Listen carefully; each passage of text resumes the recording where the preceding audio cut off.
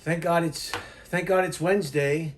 Welcome to the Brian Holtzman YouTube channel. I'm coming from my rented room in Austin, Texas, South Austin, Texas.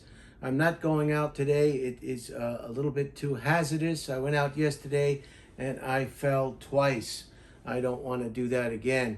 Gravity, once it takes hold, it takes hold.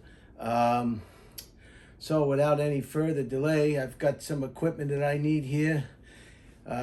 You're probably wondering why I'm taping in front of the bathroom. This is the bathroom area. And when the temperature drops, sometimes that can affect the control of your bladder.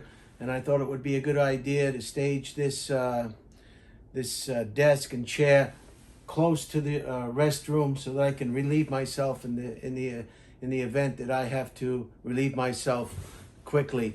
It is cold here in Austin, Texas. I also want to position myself near the door jamb in case the roof gives way with the weight of the ice and snow. I am on the second floor and I've seen reports of roofs collapsing. So I want to be careful. I can use this door jamb as a protective shield against a possible collapsing roof. The temperature inside now is well below 30 degrees. It is cold. The water pressure has dropped to a trickle. The roads are impassable. This is quite a weather event, and some of the practices and the decisions made by leaders of this state of Texas, and I'll talk about that after I go through some interesting items that happened on today's date. And some of the rumors that have been swirling around and some of the misinformation. So hopefully I can shed some light on that. I find it necessary to keep these clothes on indoors because I do not want to let my body temperature drop to an unsafe level. So without further ado, let me get to some of the very exciting items of interest that took place today, the 17th of February in history. In 1801, there was an electoral presidential race that was tied between Thomas Jefferson and Aaron Burr. And the Congress decided that Thomas Jefferson was the winner. And I think Aaron Burr was a Republican, and he was selected by the Congress to become the vice president. So that was something that took place and was a big problem. And I'm not sure, I couldn't find out if Thomas Jefferson was a Republican.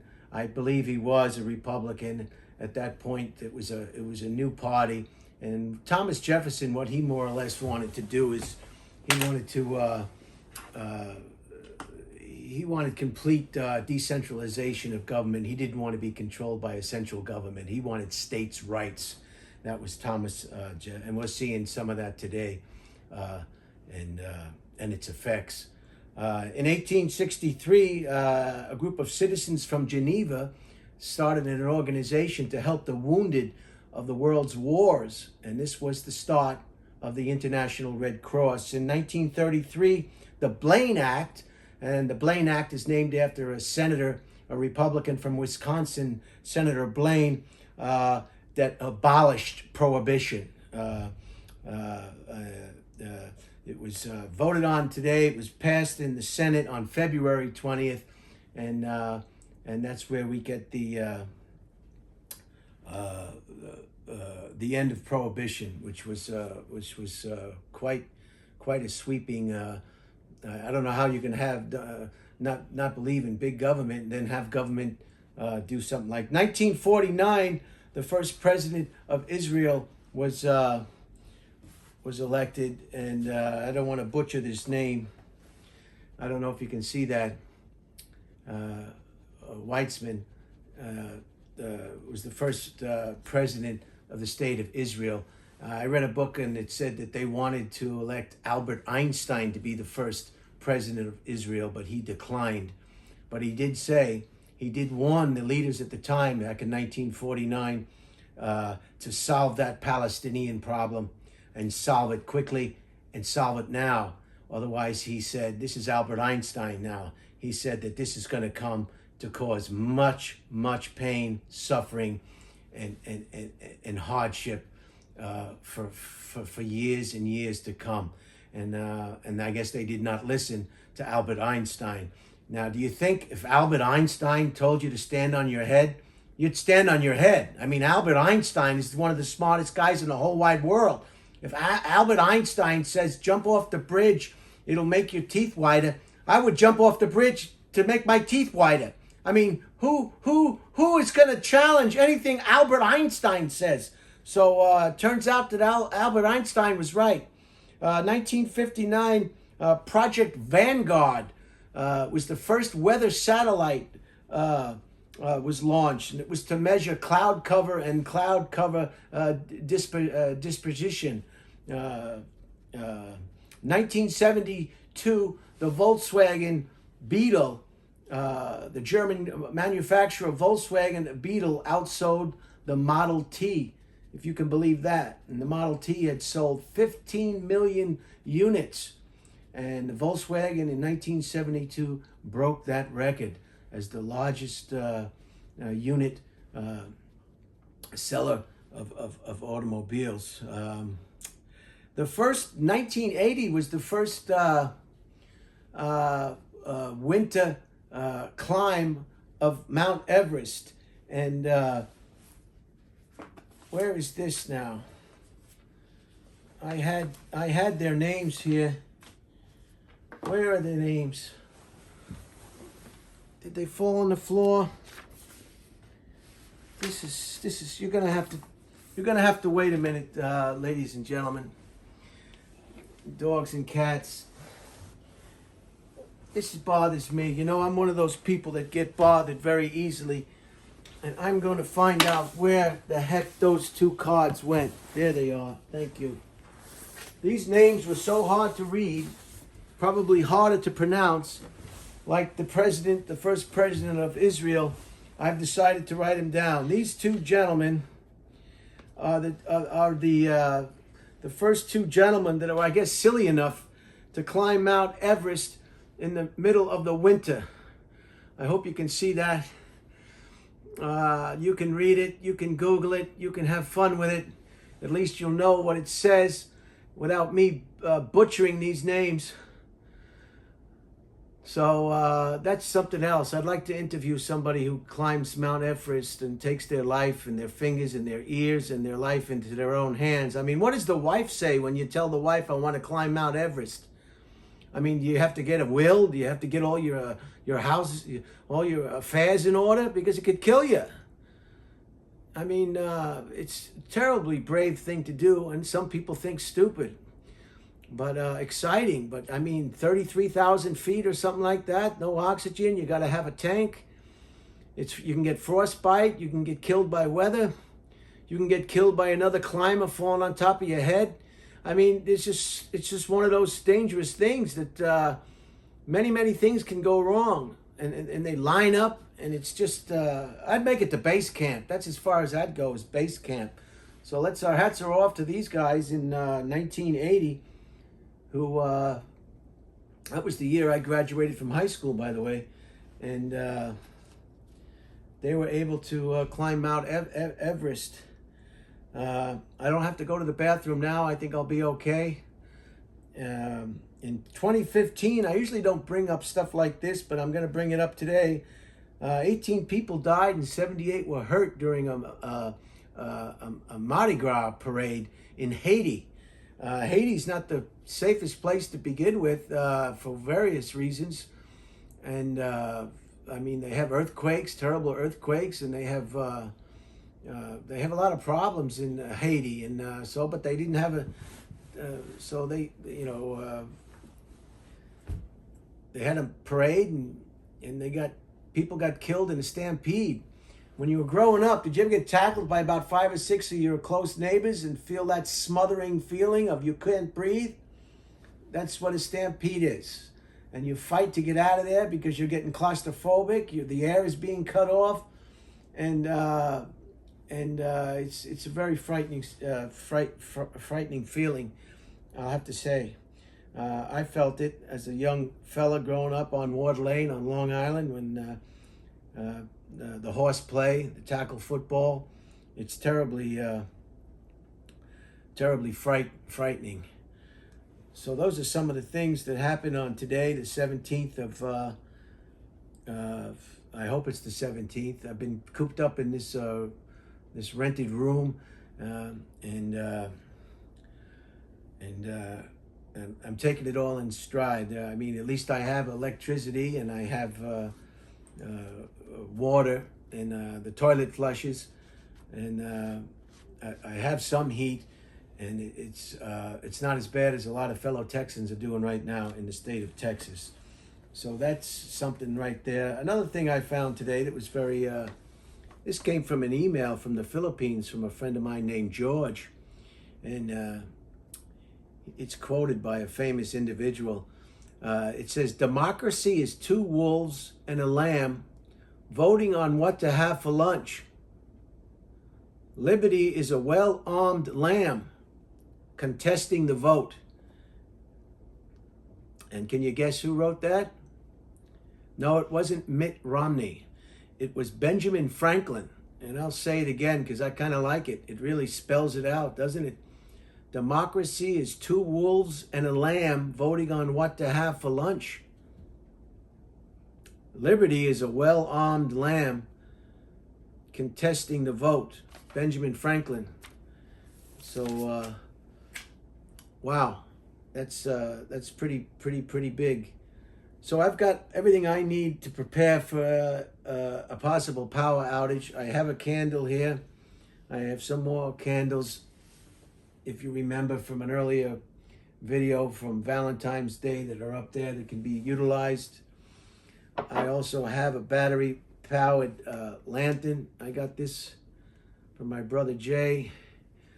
That can help out with the power outage. I'll shut it off now and save those batteries. I also have a flashlight that Domingo gave me. And it also has a blinking strobe. This means I'm in trouble. Help me, help me, help me. I'm in trouble. Help me, please. I need help.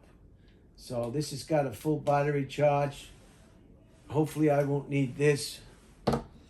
I've got a source of fire in case I need to start burning some of the furniture for heat. You know, hypothermia and freezing to death is no way to go. And if I have to burn this bed or burn this desk, I will do so. I have a source of fire. I have plenty of chapstick. Plenty of chapstick. You can't be in this kind of weather without chapstick. This is an off-brand chapstick, lip balm. It says original, chap and ice. I don't know where this came from. SPF 4, original. The net weight is 0.15 ounces or 4.25 grams. Where are my glasses? I'm wearing them. So this is chapstick. You don't want to not have chapstick in the state of Texas right now.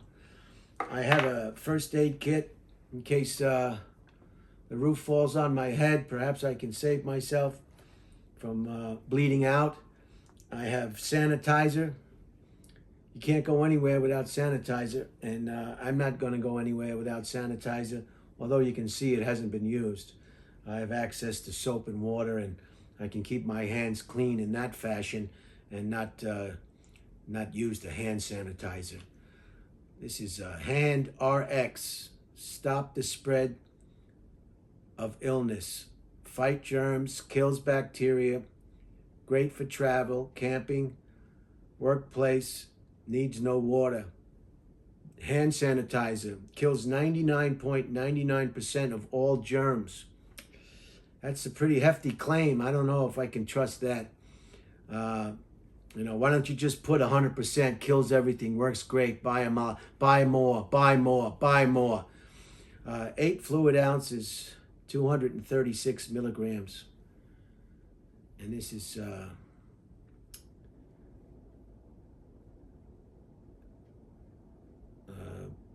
Blue Cross Laboratories. Santa Clara, California. And this product will be good till February 20th. Wow. 2023. So the shelf life on these hand sanitizers are quite large.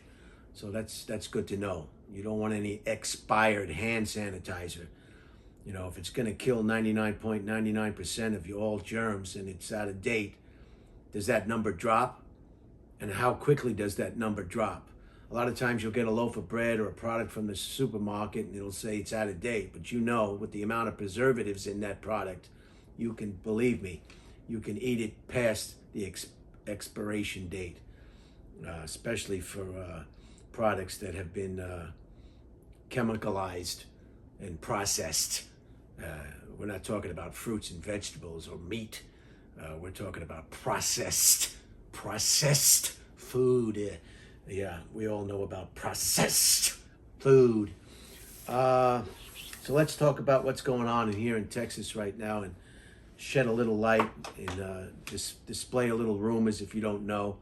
I've gotten reports from back east. I have a sister that watches the cable news channels continuously. I have some friends.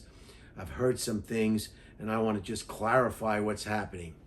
The state of Texas and its state of Texas mentality has always wanted to go it alone and not be interfered with big government.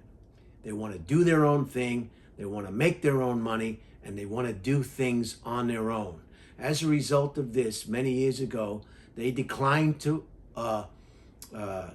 join the government grid. All the states, if they run out of power, can call another state. California can call in Nevada. Nevada can call Arizona. New Mexico can call Colorado, and they can ask for help with their power grid. And vice versa on the other side, from New York all the way to the Texas border. All these states are on a government grid. This was to provide government-sponsored power for the country, so you would stop the rolling blackouts or brownouts that are common in places like the Philippines. In the Philippines, it's not uncommon for the lights to go out every day for a few hours or a few minutes, just because they don't have the infrastructure, and the demand goes up and down, and you get what they call a brownout. So the state of Texas years ago decided that they didn't want to be part of this grid. So they are by themselves. There's no state that they can ask to power their infrastructure. That's number one. The second thing is there was no government incentive for anybody in Texas to weatherproof their generators or their equipment. So these coal-fired power plants need generators. And these generators now are offline because of severe temperature decreases. It would cost a lot of money to join the grid. And I guess Texas didn't want to join the grid, the national grid. And they didn't want to winterize their generators or their infrastructure because they said it's warm here and it never gets cold and we're not going to spend the money. So this has nothing to do with windmills. Windmills are only 10% of the electricity. It's important not to blame the problem that's going on something that's not the problem. It has nothing to do with windmills. The governor of Mr. Abbott, the governor of Texas, I think I'm getting reports that he is blaming all this on windmills. And people are saying, well, what about pipelines now? And what about, what these windmills, and it's all getting convoluted. It's all getting convoluted. Okay? The problems that Texas and the people of Texas are experiencing now are problems that have been developed over many years of just saying, hey, we're going to do our own thing and we're not going to worry about temperature. We're not going to worry about perhaps global warming. Somebody also told me that they knew this storm was coming a week ago. We all know that storms can be forecast many, many days in advance, or storm systems. So please, let's stick to the facts. This is not a problem because of windmills, okay? Windmills are just 10% of the power generated in Texas. It's a small percentage, and it's just Texas right now is like the Titanic without lifeboats. There are no lifeboats. So the federal government is, as we speak, sending water and blankets and generators, and they're trying to help. The emergency certification has been lodged by the governor. Help is on the way from the federal government. This is not about politics.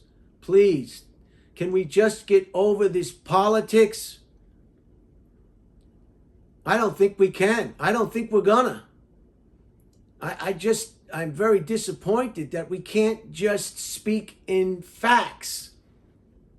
The fact is, Texas has nobody to call because they're not connected to the national electric power grid. And that was the choice of Texas, because they wanted cheap energy. And they wanted kind of like a wildcat type business climate. And as a result of that, gas or energy was very cheap. But now, the price that they're paying now for energy or gas or what have you, because of the demand, is through the roof.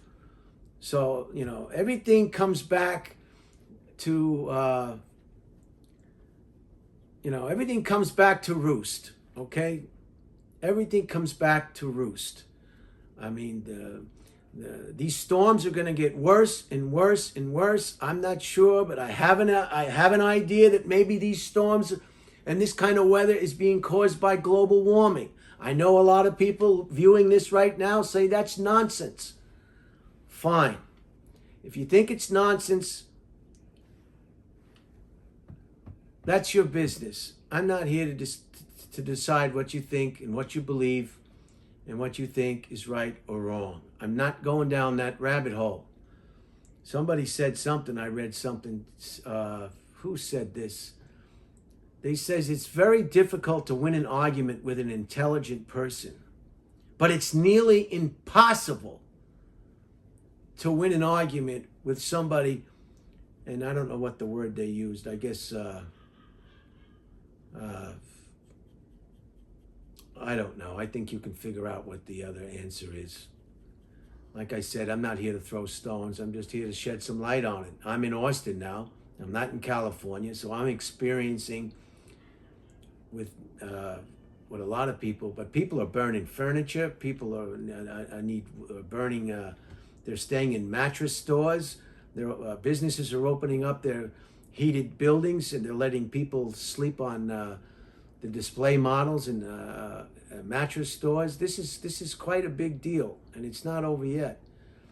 And but let's just try to solve the problem with what we have and stop the blame game. There's no reason why the governor should blame it on windmills when his job is already extensively difficult trying to solve the hardships that are going on in the state of Texas.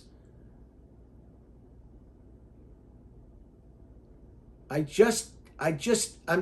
up to here with nonsense. Stick to the problem. The main thing is to keep the main thing the main thing. The main thing is to keep the main thing the main thing. And the main thing is not talking about windmills, the lack of them, or there are too many. That's not the main thing. Now, that's all I'm going to say about what's going on in here in Texas. But I will tell you that I have stocked up on junk food because the supermarket was closed. They had some kind of water main break, and I didn't get there in time, so all I could do is go to, this is M&M's. This is one of my favorites right here, the ones with the peanuts. I got one of those. I got a Milky Way bar. This is my favorite because it's soft on your teeth. I like Baby Ruth, but as you get older, your teeth get more sensitive, and before you know it, you're done. And I don't know why I bought these. This is Cracker Jacks, if you never had these in a while. But you got to watch out. Some of the things, they're like stones. Cost me $1,200 to get a cracked tooth fixed because I ate popcorn and I found a little rock in there. And I said I was never going to eat popcorn again, but I'm eating popcorn again. So I've got some Cracker Jacks, some M&Ms, some Milky Way. I've got some chocolate donuts. I thought that was important. Like I said, this is all junk food. This is a diabetic's dream. If I'm found dead in my rented room, it'll be because of my glucose level or my glucose level or my sugar level has spiked and it took me out. You know, what did he die of? Was it an overdose of heroin? No, it was an overdose of junk food. I also bought 12 cans of classic Coke, 12-ounce size. That's in the ice box. I got another Baby Ruth here. I like these powdery donuts. These are real good. These powdery donuts, the bite-sized powdery donuts. I can eat these all day, and I do. I had some more junk food, but I ate it last night before I went to bed. That's always a good idea. This is Emperador. I don't know what this is. I hope it's going to be good. It's a new product. I discovered it at that food mart at the Exxon station. And if anybody can identify these, tell me how they're going to be, or I'll tell you next time we talk. I got 3 of those darn things. I got some marshmallows. They're off-market marshmallows, and I ate a lot of these. They're not the Jet Puff that I like, but they are marshmallows. And these are still, I checked the date, they're still good. You got to watch the date, the expiration date on these food marts. Sometimes they don't rotate the product. And these are damn good. I love these. And I got another Hirsch Milky Way. Another Milky Way. I'm living with an Indian family. They're downstairs. Hopefully they'll feed me tonight. And hopefully we'll get through this all together. I want to apologize if I ranted a little bit about the situation with the grid and the power source and the windmills and the dead birds under the windmills and all this noise. It's all noise. You got a problem? Fix the problem. If you have a hole in your roof, you don't think about buying a carpet. You don't worry about the carpet, do you? You fix the hole in the roof. That's the way it should be. That's the way it is. I hope you enjoyed this segment. I hope it wasn't too long. That's the biggest problem with these things. People complain it's too long. I can't get through it. I don't know what the answer is. Some of them are longer than others. Some of them are shorter than others. If you can't take it, you just can't take it. I'm sorry. So I hope everything is going to work out for everybody in the state of Texas. Myself, I hope everybody stays safe. I know there'll be a lot of guardrail damage in the state of Texas. That we can all agree on. There will be plenty of guardrail damage in the state of Texas. So stay safe until we meet again. Thanks for listening. And what can I say? I'm going to shut the camera off. I'm going to come around now, and I'm going to shut the iPhone Pro Max 12 off and review this video. Oh, I also forgot this. I use these to wrap myself in at night. These are those heavy plastic or vinyl suit jacket things, you know. And I wrap my torso and my legs with these at night just to keep an extra layer to keep that cold off my body. So get some of these. If you don't have some of these, take the suits out, put the suits on, put these over the suits. I don't know what the answer is. Thank you. Yeah, so I'm going to get around here and I'm going to take this right glove off and I'm going to take and close off this video. All right, here I go. I'm going to shut it off now.